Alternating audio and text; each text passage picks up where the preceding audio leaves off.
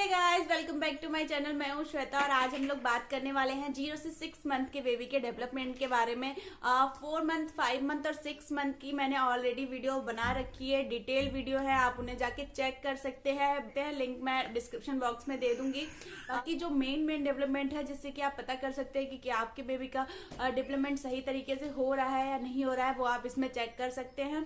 तो वीडियो की तरफ बढ़ते हैं। और मैं एक चीज और बोलना चाहूंगी कि कभी भी बच्चे को कंपेयर ना करें अपने बच्चे के साथ में, क्योंकि हर बच्चा अलग होता है, हर बच्चे के डेवलपमेंट अलग होते हैं। किसी में जल्दी आ जाता है तो किसी में थोड़े देर से आता है, लेकिन आपको वॉच करना है कि आपके बेबी में ये डेवलपमेंट कब आ रहे हैं और उस हिसाब से आपको आगे कंटिन्यू करनी है बच्चे के साथ में चीज़ें। आप उनकी किस तरीके से हेल्प कर सकते हैं अगर आपके बेबी में डेवलपमेंट नहीं आ रहा है, वो सारी चीज़ें आज हम लोग इस वीडियो में डिस्कस करेंगे।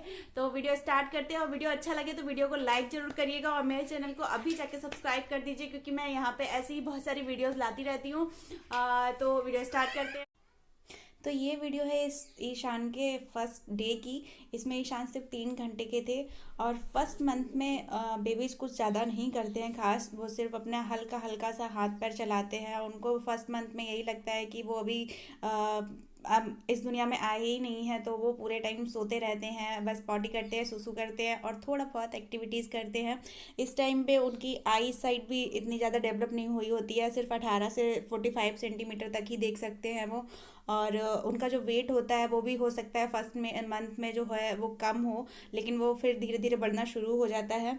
और जो उनका हेड है अभी वो भी अच्छे से कंट्रोल नहीं कर पाते हैं, तो वो सिर्फ लेटे रहते हैं, सोए रहते हैं, कुछ ज़्यादा नहीं करते हैं। फर्स्ट मंथ में कोई ऐसा माइलस्टोन नहीं होता है।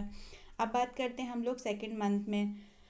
सेकेंड मंथ में थोड़ी थोड़ी एक्टिविटीज़ शुरू हो जाती है। अगर हम उसको कुछ पकड़ा देते हैं तो वो कुछ टाइम तक उसको पकड़े रहता है, हाथ पैर चलाने लगता है। मदर की वॉइस को बच्चे पहले मंथ से रिकॉग्नाइज करना शुरू कर देते हैं, लेकिन अभी वो आपकी वॉइस पे रिएक्ट भी करता है। आप अगर उसको बुलाएंगे तो वो कुछ ना कुछ रिएक्शन देगा, ये नहीं करेगा कि वो आपकी तरफ देखे, लेकिन कुछ ना कुछ करेगा।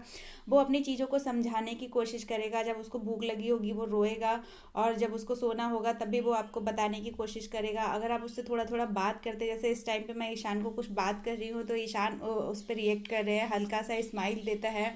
और अगर मैं कुछ बोलती हूँ तो वो हूँ हाँ का भी जवाब देता है, हूँ करता है। जैसे कि बच्चे को क्या करते हैं, एक कुछ भी ऊंचाई पे जैसे फ़ैन होता है उसे देखने लग जाते हैं बहुत देर तक। तो आप उससे आवाज़ देंगे तो वो उसका रिफ्लेक्शन देगा आपको, कुछ ना कुछ उसको समझ में आएगा और वो आपकी तरफ देखने की कोशिश करेगा। सेकंड मंथ में बेबीज़ थोड़ा सा अपनी आइज़ को मूव करने की कोशिश करते हैं, यहाँ से वहाँ देखने की कोशिश करते हैं। अगर आप कोई टॉय उनके सामने से लेके जाएंगे तो वो उसे देखने की कोशिश करेंगी। और सेकंड मंथ तक हम बेबी को स्वेडल करके रखते हैं। उससे क्या होता है, बच्चे को बहुत अच्छी नींद भी आ जाती है, तो स्वेडलिंग भी करनी ज़रूरी होती है सेकंड मंथ में। अब हम बात करते हैं थर्ड मंथ में। थर्ड मंथ में ईशान को खूब खुल के हंसना आ गया था, वो पूरा स्माइल देता था, खुल के हंसता था और बहुत ज़्यादा मतलब एक्टिव हो गया था ईशान थर्ड मंथ में ही। और मैं उसको बहुत सारा टमी टाइम दिया करती थी। थर्ड मंथ में बेबी थोड़ा थोड़ा हेड उठाना सीख जाते हैं, वो हल्का हल्का हेड उठा के देखते भी हैं यहाँ से वहाँ। तो थर्ड मंथ में टमी टाइम देना बहुत ज़रूरी हो जाता है और मसाज करना भी उतना ही ज़रूरी है बेबी को थर्ड मंथ में, क्योंकि मसाज से क्या होता है बच्चे और एक्टिव होते हैं। तो अच्छे से मसाज कीजिए बेबीज़ की और उनको खूब सारा टमी टाइम दीजिए जिससे कि वो और ज़्यादा एक्टिव हो। उनका थोड़ी देर खुला छोड़ दीजिए, लेटे रहने दीजिए, उनको हाथ पैर चलाने दीजिए। इस टाइम में बच्चे को ज़्यादा गोद नहीं लेना चाहिए, क्योंकि बच्चे को अपना टाइम मिलना चाहिए उसे एक्टिविटीज़ करने का। तो उसको आप फुल टाइम दीजिए एक्टिविटीज़ करने का। थर्ड मंथ में ईशान खूब सारी बातें करने लग गए थे। जब मैं उससे बात करती थी, जैसे कि यहाँ पे मैं उसको कोई गाना सुना रही हूँ और वो उस पर रिएक्ट कर रहा है, वो समझ रहा है कि मैं उसको कुछ कह रही हूँ, तो वो अपना मुझे देख भी रहा है। आप देख रहे होंगे वो कांस्टेंट मुझे देख रहा है और उस पर रिएक्शन दे रहा है। तो थर्ड मंथ में बच्चे अच्छे खासे एक्टिव हो जाते हैं, सब कुछ समझने लग जाते हैं कि कौन मम्मी है कौन पापा है। थर्ड मंथ में ईशान अपने बैक से एक करवट को आ जाता था, एक साइड में लेट जाता था और कभी कभी वो पलट भी जाता था 3rd मंथ में, लेकिन ये बहुत कम होता था। हाँ, इस टाइम ईशान की हंसी जो थी वो खुल के होने लग गई थी। इस चीज़ को आप इंजॉय कर सकते हैं बच्चों में। तो अब स्टार्ट करते हैं 4th मंथ के डेवलपमेंट। 4th मंथ में ईशान टमी टाइम को खूब इंजॉय करने लग गए थे। आप देख रहे होंगे उसका जो हेड है वो एकदम अपना आप से संभालने लग गया था वो हेड को। और 4 मंथ में आते आते बच्चे हेड को संभालने लग जाते हैं।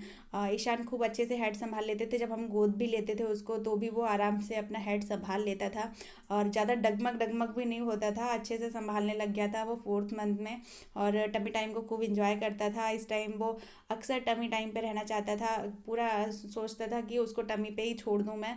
और वो वैसे क्योंकि वो चारों तरफ देख सकता था टमी पे रह के, जब मैं उसको सीधा लिटा देती थी तो वो सिर्फ ऊपर ही देख पाता था, लेकिन टमी पे रह के वो चारों तरफ देख सकता था।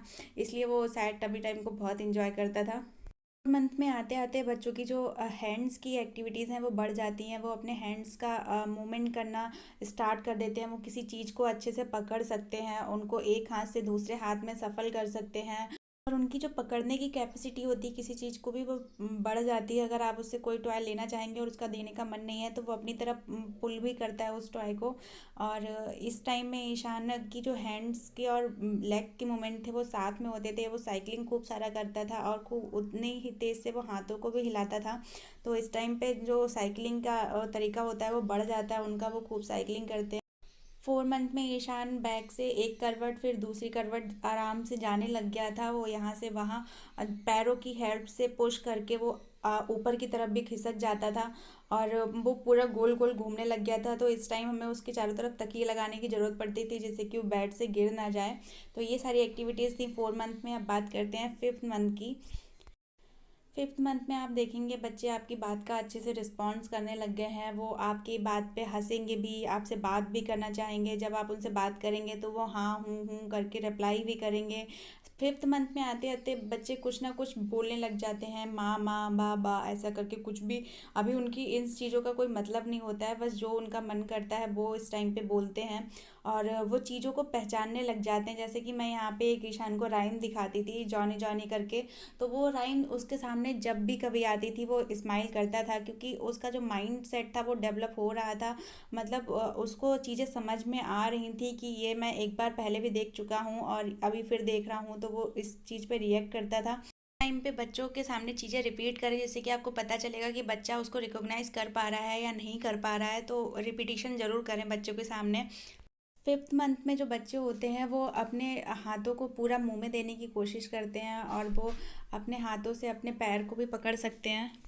5th मंथ में ईशान थोड़ा सा सपोर्ट से बैठ जाते थे, लेकिन मैं ज़्यादा ट्राई नहीं करती थी क्योंकि इस टाइम बैक उतना स्ट्रांग नहीं होता है बैठने के लिए, तो कभी ट्राई नहीं करना चाहिए।